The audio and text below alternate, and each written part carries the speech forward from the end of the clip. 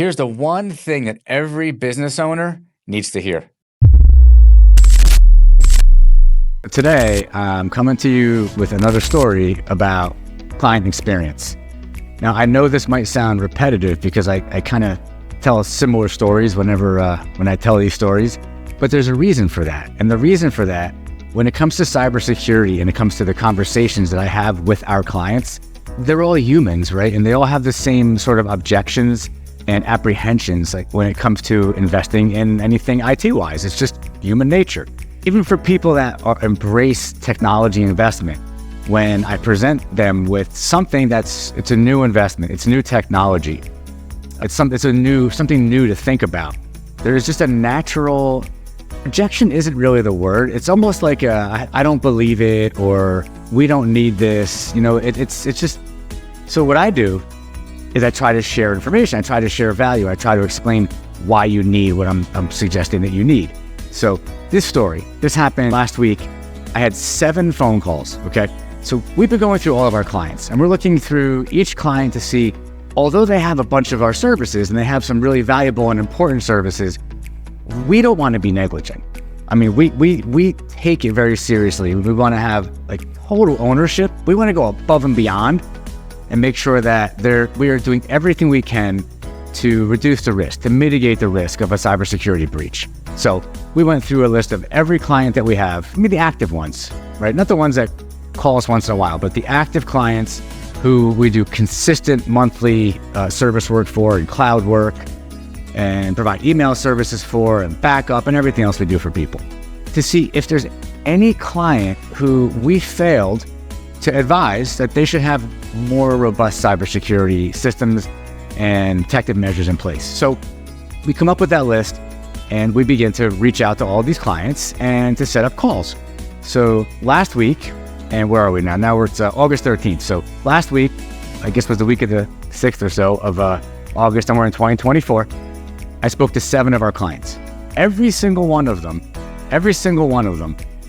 gave me the same response when I said to them, you should put something in place that teaches your staff, teaches your employees, phishing awareness and security. A tool is designed to actually sensitize your mind to recognize things that you might too easily trust, right? So it's social engineering, right? People are sending these emails out, these wrongdoers, these bad actors are sending out these phishing emails, right? You get them all the time. They're banking on the fact, they're expecting that you're too busy, you're in a rush, you're not paying attention. It's all these things that are human nature, right? So social engineering is. Well, there's many tools out there, but there is a particular tool that we use, which is called KnowBe4. It's a great company, and it's a great product. And so when you have that tool in place, it sensitizes you through repetition. So the tool actually will send you fake emails every month. By the way, when you go for a cybersecurity policy, typically you're going to be asked, do you have this? Do you have that? Do you have this? One of the things that they're going to ask is, do you have a phishing security and awareness training system in place? Most likely you don't, unless you have a software like this in place. And so I begin to express to these 7 clients, one at a time, you don't have this in place. It's inexpensive. It's a couple bucks per mailbox per month. But the fact that you have it in place, once you have it in place, it exponentially reduces the chances that somebody in your company is going to end up being a victim of a phishing email, where they get the email, they click on a link, they fill in a form, they do whatever, and all of a sudden they cause a breach that then begins to penetrate the entire network and brings your whole company down. 100% of these people, all 7 clients, respectfully said, we're pretty good at recognizing these phishing emails. Like, we don't need that. So here's what I said to them. Give or take a couple percent. This is not my statistic, but this is true. 95 or so percent, 94, 95% of the cybersecurity breaches that are happening start with a phishing email. I know Verizon does a huge cybersecurity report every year. It's very well known in the industry, as do many other major corporations. And then there's all the other reports that are funded by software companies. But one thing everybody agrees on, the primary reason for a cyber breach is going to be somebody falling for a phishing email. Right? This is not my opinion. This is just an industry-wide fact. You maybe watch this and you may be in industry and you may be saying, well, that's not a fact I'm aware of. Send me a message down below. Send me a DM me, and I'll share these reports with you. I mean, Verizon has the best one. 95% of every single breach happens because of a phishing email. So that's what I respond to my clients with. And I then further go on to explain to them that this tool is so inexpensive, right? To make an investment where anybody who has a mailbox in your organization is in this system, and the system is sending out fake emails all month long with the sole intention of trying to trick you, to get you to fall for it, specifically so that when you do fall for it, it puts you into a couple of video training series. That training series is intended to sensitize you, to train you, to elevate your awareness of what to look for, what you did that actually caused you to get flagged, and hopefully going forward, you've learned from that. The system itself learns, it gets more advanced. Every month, every 2 months, we tune the system to get more advanced, more advanced. The system is also industry specific, so if you're in legal or accounting or manufacturing or medical, construction, it doesn't matter, financial, we tune the system using templates that are designed for your industry. It makes it so hard to detect these emails that when somebody in your company does fall for one, you want to know, right? You want to train people. If you can take that, if you know that 95% of the breaches happen because of an employee falling for a phishing email, and you know that when they fall for that phishing email and they click that link, that they're letting some bad actor into your environment who is then going to copy client data. You may say, I don't have client data. They are going to send emails from your inboxes, trying to then use the same tactic, social engineering, through your own mailbox to your connections so that it's trusted. The people that are in your mailbox who are going to get these emails think it's coming from you. It just continues. It's a snowball. There's a variety of things that could happen from clicking on one phishing email link, or it could be a phishing email that's asking you to enter data. Maybe it's asking you to reset your password, and it's faking Microsoft or Amazon or Apple or something, and it looks so good that you are like, oh yeah, must be Apple, and it says put in your current password. You put in your current password. It says put your username, your password, and enter your new password twice. You literally just gave somebody your login, user ID, and your password for, let's say, Apple. That's it. They're going to go and they're logging into your accounts. If it's Microsoft, they're logging into your Office 365. If you happen to be an administrator, now they've got access to your entire environment. You can do so much damage. It is far less expensive to invest in prevention by putting the right tools in place than it is to remediate a breach, okay? I can tell you I've had breaches that we've remediated that have ranged from $5,000 up to $200,000 or more. It really depends on the amount of damage they did. Are all of your servers going to be encrypted? Well, you may think, oh, we're in the cloud, we're protected. No, you're not, okay? If you don't have systems in place, you're not protected. That's the point, okay? You need to make sure that you take the most important preventative step. Train your staff, train your people. Humans, your people, your staff, your team, they are the biggest threat to your company. They are the number one reason that your company will go down. Now, if that happens, which I touched on, but I'm going to touch on it a little more in depth. If that happens and you think you're prepared, are you really prepared? When's the last time you checked your backups? When's the last time you actually asked your service provider if they checked your backups? When's the last time that they actually tried to do a restore? How long are they holding your backups for? What are they backing up? Are they backing up your entire server with an image, keeping 7, 8, 9, 10 days, 2 weeks? Are they using Carbonite to back up the files? Good luck with that, okay? If you're using Carbonite to back up your files, you might as well just hand somebody the keys to your front door, because the restore on that is a disaster in and of itself. So getting back to the know before product and the phishing awareness, security awareness training. This is the most powerful thing you can do to prevent a breach. You may be saying, well, we have a firewall. Good, you should have a firewall. Everybody should have a firewall. But the bad actors know that you probably have a firewall, and if you are negligent and dumb enough to not have a firewall, yes, you're making it easier for them. That's old news. If your firewall has open ports on it, RDP ports, old news. Like, that is just incompetence and negligence. And if your IT company or your IT in-house team has that kind of stuff opened up and they're not doing pen tests and vulnerability assessments, and they don't realize that they have low-hanging fruit, like easy avenues, easy vectors to get in, close down, they should be fired right now, okay? But the truth of the matter is, it comes to you as the business owner or the decision maker. You're accountable. You might be saying, well, they're accountable. Sure. If you're holding them accountable, they're accountable. But how do you know that they're doing the right thing? One thing that you can take accountability and ownership for, and you should, is making sure that your staff is trained properly.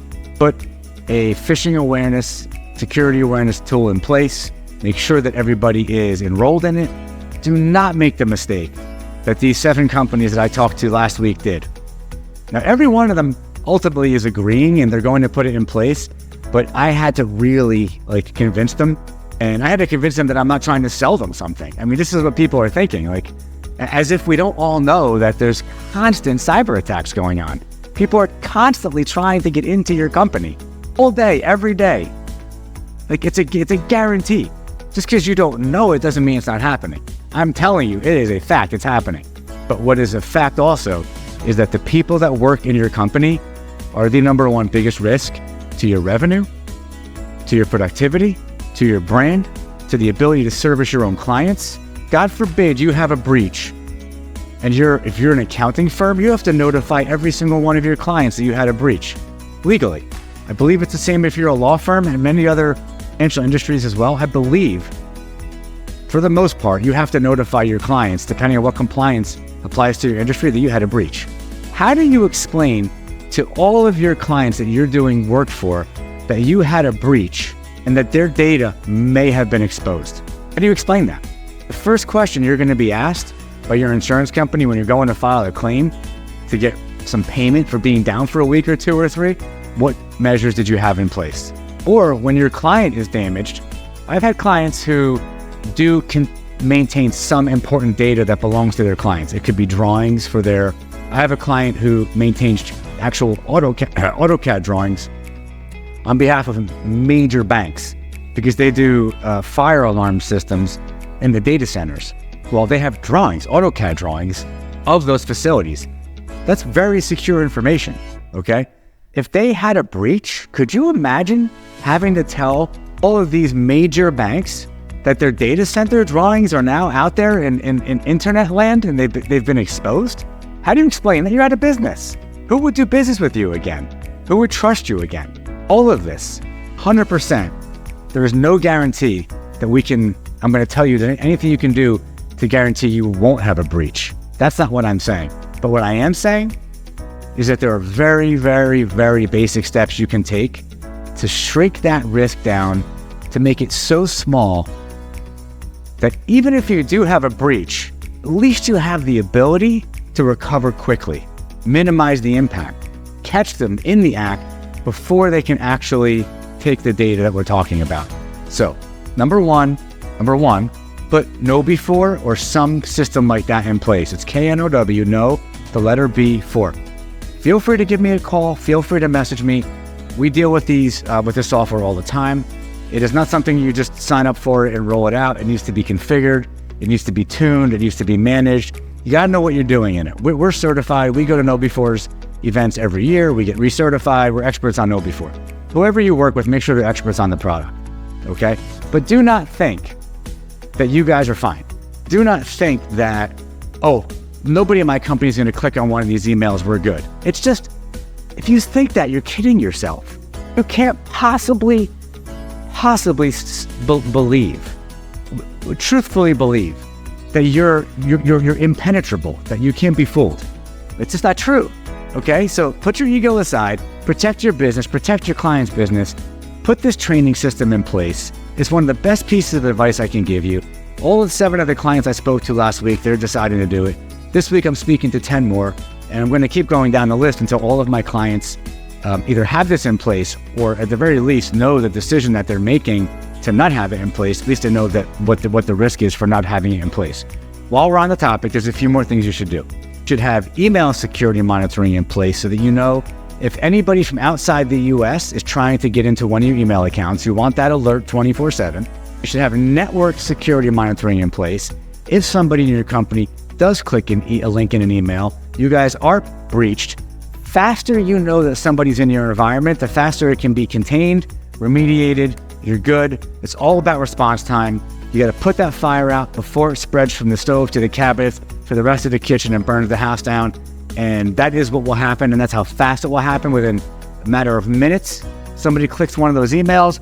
If you don't have the system in place to tell you that you're breached, good luck. You're giving them days, potentially weeks. They sit there patiently, quietly, copying all your client data, accessing your bank accounts, accessing your credit card accounts. They're going to get everything that they can possibly get if you don't have things in place to set off the fire alarm that, hey, there's some smoke in the kitchen here, like, let's put the fire out, you know? Network security monitoring is a great tool. It tells you that, it gives you that information. Penetration testing, trying to get in from the outside, vulnerability management, checking for vulnerabilities inside your environment. There's just a lot of other things you can put in place, but those are some of the most important ones that you want to have in place. And listen, I'm being hard on you. Like, you're watching this video. I hope you stayed through and you watched the whole thing and you got to this point, but I'm being tough on you because I see this every single day. Every day somebody is just being dumb and clicking an email because they just don't know any better. Every day we get a call, somebody did that. My first response is put a system in place, okay? Now, what are you gonna do when it comes to making sure you have a budget for it? The first thing you can do is say to yourself, how much am I willing to invest on a monthly basis to protect my company's overall revenue, to protect my bottom line, to protect my reputation? How much are you willing to invest? This is a real question. Now, there's a rule of thumb. In fact, I'm not even going to throw it out there because it's a percentage of revenue that people will throw out there that you should have set aside for IT budget. This isn't just your IT budget. Your IT budget is one thing. Cybersecurity is a subset of your IT budget because it's not just technology. Yes, it's technology being used to reduce your risk, but cybersecurity is a science in and of itself. And cybersecurity requires its own subset. You need a budget. And what factors go into that? Well, number one, you do want to consider your total revenue, and you want to put a reasonable amount of investment aside every month to put into your cybersecurity. It depends on how many email addresses you're protecting, how many people are involved, how many workstations, laptops, iPads, phones, devices we're protecting, servers, cloud servers, SharePoint, Google. All of these things are factors. Okay, so what do you need? You need awesome guidance. Like, you need guidance. You need somebody that can walk you through the conversation. Multi-factor authentication. Oh my God, I can't believe I just forgot to mention multi-factor authentication. You have to have multi-factor authentication. That's a 100% guarantee. If you're remoting into your office in any way, shape, or form, you must have MFA. If you're using web-based email, you must have MFA. If you're using Google Drive, if you're using SharePoint, any other service, you must have MFA. If you're using third-party software, MFA. Again, remote access, no matter how you're doing it, MFA. Cloud desktops, MFA. There's no exception, right? That must be in place. But getting back to the budget, so it's all the things I mentioned, having the guidance and having somebody to actually sit down and say, okay, let's look at the whole picture. Let's look at best case scenario, all in, your budget's here. Worst case scenario, you can only put X amount of dollars a month towards it, your budget's here. The most important thing is that your decision's coming from here, because your heart, your beliefs, your heart and your mind, how you feel and what you believe about the importance of protecting your business, that's where it all starts. Okay? This is where it starts. You may have actually built your business from here to here, right? Ground up. You've put everything into building your business. You've put your heart, your soul, your blood, sweat, tears to not invest in protecting that investment in yourself, your family, your employees, or your clients, and to let some person that you've never met from somewhere in the world come and hold you hostage is a choice. That's a choice you're making with your mind because you believe it's not going to happen to you. But if you make the choice with your heart and you realize how important it is for you to do the right thing for all of the people I just mentioned, do not let your mind get in the way of a good good decision to protect yourself and to protect everybody in your life. So, long story. Hopefully it was valuable. Hopefully it's making you think. And again, I am here for you. Okay, I make these videos to educate you, to inform you, to motivate you, to inspire you, to elevate your thinking, all in order to protect you and to help your business. But I'm also here for you. So it doesn't cost you a dime. Send me a message. Send me an email. You can feel free. You could ask me any question you want. There is no dumb question. The only dumb question is the question you don't ask. You might already have IT in-house and you might think that they're already doing this for you. Give me a call. Let me ask you questions that you can go ask them to see if they're actually doing the right thing for you. I can't tell you how many people I've talked to that say, oh, I have an IT company or my in-house IT. Yeah, they're on top of it. We got it. It's all handled. And I said, awesome. Would you mind if I asked you a few questions that you could ask them? Sure. I give them 10 questions to go ask. They bring me back the answers. Their mind is blown. I had no idea that they weren't backing up to their cloud. I had no idea they were only keeping 1 day of backup. I had no idea. It goes on and on and on. What they had no idea about. Because you have blind faith in people that are telling you that they're doing the right thing. Trust, but verify. Call me. Use me for that. You may decide that you like what I have to say. You may decide you like working with me. And you may decide you want to make a change because you have come to know, like, and trust me. Maybe that never happens. Maybe you just call me for advice. Contact me. Let me help you. Let me help you. Let me give you guidance. Let me give you strategy. Let me share with you what I know and what I see to protect you. So, hope this video was helpful. Want to thank you for watching. Have an awesome day.